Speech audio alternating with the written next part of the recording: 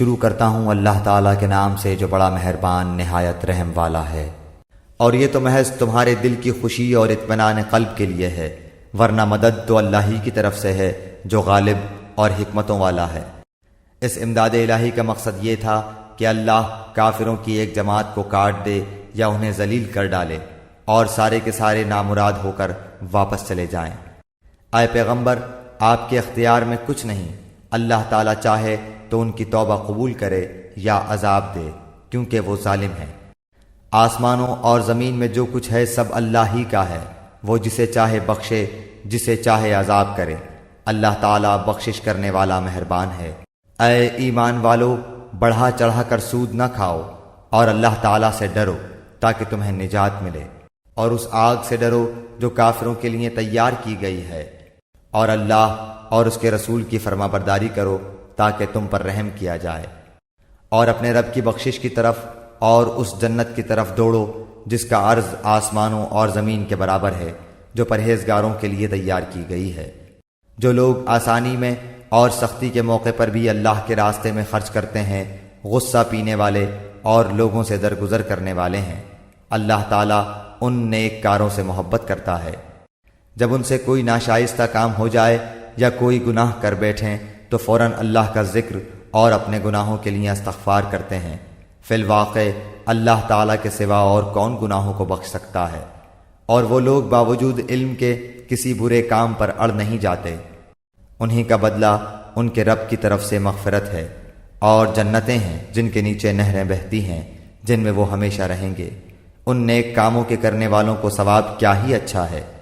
تم سے پہلے بھی ایسے واقعات گزر چکے ہیں، سو زمین میں چل پھر کر دیکھ لو کہ آسمانی تعلیم کے جھٹلانے والوں کا کیا انجام ہوا۔ عام لوگوں کے لیے تو یہ قرآن بیان ہے، اور پرہیزگاروں کے لیے ہدایت و نصیحت ہے۔ تم نہ سستی کرو اور نہ غمگین ہو، تم ہی غالب رہو گے اگر تم ایماندار ہو۔ اگر تم زخمی ہوئے ہو تو تمہارے مخالف لوگ بھی تو ایسے ہی زخمی ہو چکے ہیں۔ ہم ان دنوں کو لوگوں کے درمیان عدلتے بدلتے رہتے ہیں۔ شکست احد اس لیے تھی کہ اللہ تعالیٰ ایمان والوں کو ظاہر کر دے اور تم میں سے بعض کو شہادت کا درجہ عطا فرمائے۔ اللہ تعالیٰ ظالموں سے محبت نہیں کرتا۔ یہ وجہ بھی تھی کہ اللہ تعالیٰ ایمان والوں کو بالکل الگ کر دے اور کافروں کو مٹا دے۔ کیا تم یہ سمجھ بیٹھے ہو کہ تم جنت میں چلے جاؤ گے، حالانکہ اب تک اللہ تعالیٰ نے یہ ظاہر نہیں کیا کہ تم میں سے جہاد کرنے والے کون ہیں اور صبر کرنے والے کون ہیں۔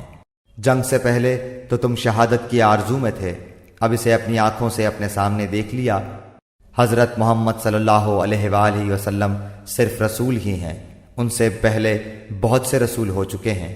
کیا اگر ان کا انتقال ہو جائے یا یہ شہید ہو جائیں تو تم اسلام سے اپنی ایڑیوں کے بل پھر جاؤ گے؟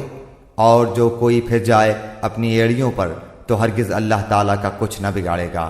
ان قریب اللہ تعالیٰ شکر گزاروں کو نیک بدلہ دے گا۔ بغیر اللہ تعالیٰ کے حکم کے کوئی جاندار نہیں مر سکتا، مقرر شدہ وقت لکھا ہوا ہے۔ دنیا کی چاہت والوں کو ہم کچھ دنیا دے دیتے ہیں، اور آخرت کا ثواب چاہنے والوں کو ہم وہ بھی دیں گے، اور احسان ماننے والوں کو ہم بہت جلد نیک بدلہ دیں گے۔ بہت سے نبیوں کے ہم رکاب ہو کر بہت سے اللہ والے جہاد کر چکے ہیں، انہیں بھی اللہ کی راہ میں تکلیفیں پہنچیں، لیکن نہ تو انہوں نے ہمت ہاری، نہ سست رہے اور نہ دبے، اور اللہ صبر کرنے والوں کو ہی چاہتا ہے۔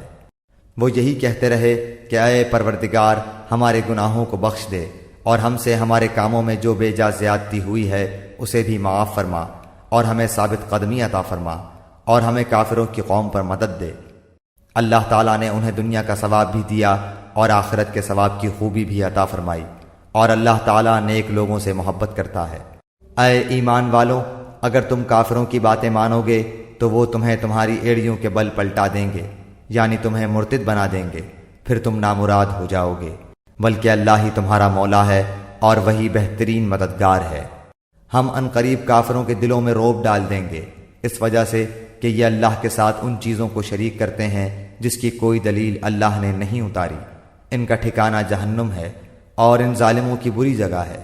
اللہ تعالیٰ نے تم سے اپنا وعدہ سچا کر دکھایا جبکہ تم اس کے حکم سے انہیں کاٹ رہے تھے، یہاں تک کہ جب تم نے پست ہمتی اختیار کی اور کام میں جھگڑنے لگے اور نافرمانی کی، اس کے بعد کہ اس نے تمہاری چاہت کی چیز تمہیں دکھا دی، تم میں سے بعض دنیا چاہتے تھے اور بعض کا ارادہ آخرت کا تھا، تو پھر اس نے تمہیں ان سے پھیر دیا تاکہ تم کو آزمائے، اور یقیناً اس نے تمہاری لغزش سے درگزر فرما دیا، اور ایمان والوں پر اللہ تعالیٰ بڑے فضل والا ہے۔ جبکہ تم چڑھے چلے جا رہے تھے اور کسی کی طرف توجہ تک نہیں کرتے تھے، اور اللہ کے رسول تمہیں تمہارے پیچھے سے آوازیں دے رہے تھے، بس تمہیں غم پر غم پہنچا تاکہ تم فوت شدہ چیز پر غمگین نہ ہو اور نہ پہنچنے والی تکلیف پر اداس ہو۔ اللہ تعالیٰ تمہارے تمام اعمال سے خبردار ہے۔ پھر اس نے اس غم کے بعد تم پر امن نازل فرمایا، اور تم میں سے ایک جماعت کو امن کی نیند آنے لگی۔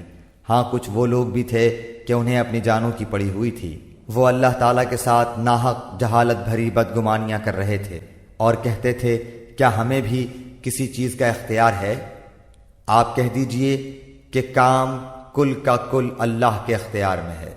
یہ لوگ اپنے دلوں کے بھید آپ کو نہیں بتاتے، کہتے ہیں کہ اگر ہمیں کچھ بھی اختیار ہوتا تو یہاں قتل نہ کیے جاتے۔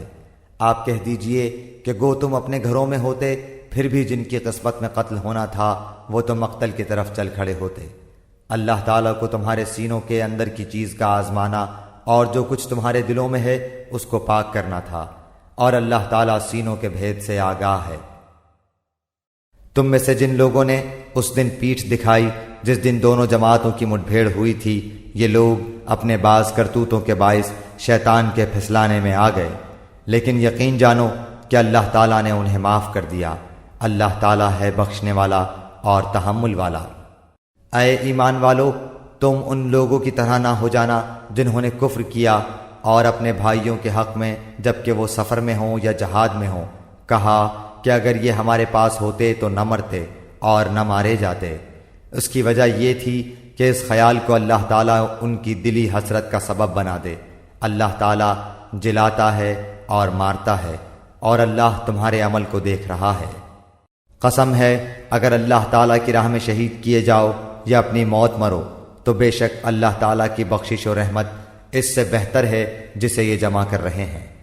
بالیقین خواہ تم مر جاؤ یا مار ڈالے جاؤ، جمع تو اللہ تعالیٰ کی طرف ہی کیے جاؤ گے۔ اللہ تعالیٰ کی رحمت کے باعث آپ ان پر نرم دل ہیں، اور اگر آپ بد زبان اور سخت دل ہوتے تو یہ سب آپ کے پاس سے چھٹ جاتے۔ سو آپ ان سے درگزر کریں اور ان کے لیے استغفار کریں، اور کام کا مشورہ ان سے کیا کریں، پھر جب آپ کا پختہ ارادہ ہو جائے تو اللہ تعالیٰ پر بھروسہ کریں، بے شک اللہ تعالیٰ توکل کرنے والوں سے محبت کرتا ہے۔ اگر اللہ تعالیٰ تمہاری مدد کرے تو تم پر کوئی غالب نہیں آ سکتا، اور اگر وہ تمہیں چھوڑ دے تو اس کے بعد کون ہے جو تمہاری مدد کرے؟ ایمان والوں کو اللہ تعالیٰ ہی پر بھروسہ رکھنا چاہیے۔ ناممکن ہے کہ نبی سے خیانت ہو جائے۔ ہر خیانت کرنے والا خیانت کو لیے ہوئے قیامت کے دن حاضر ہوگا، پھر ہر شخص اپنے اعمال کا پورا پورا بدلہ دیا جائے گا اور وہ ظلم نہ کیے جائیں گے۔ کیا پس وہ شخص جو اللہ تعالیٰ کی خوشنودی کے در پہ ہے اس شخص جیسا ہے جو اللہ تعالیٰ کی ناراضگی لے کر لوٹتا ہے، اور جس کی جگہ جہنم ہے جو بدترین جگہ ہے؟ اللہ تعالیٰ کے پاس ان کے الگ الگ درجے ہیں، اور ان کے تمام اعمال کو اللہ بخوبی دیکھ رہا ہے۔ بے شک مسلمانوں پر اللہ تعالیٰ کا بڑا احسان ہے کہ انہی میں سے ایک رسول ان میں بھیجا جو انہیں اس کی آیتیں پڑھ کر سناتا ہے اور انہیں پاک کرتا ہے اور انہیں کتاب اور حکمت سکھاتا ہے۔ یقیناً یہ سب اس سے پہلے کھلی گمراہی میں تھے۔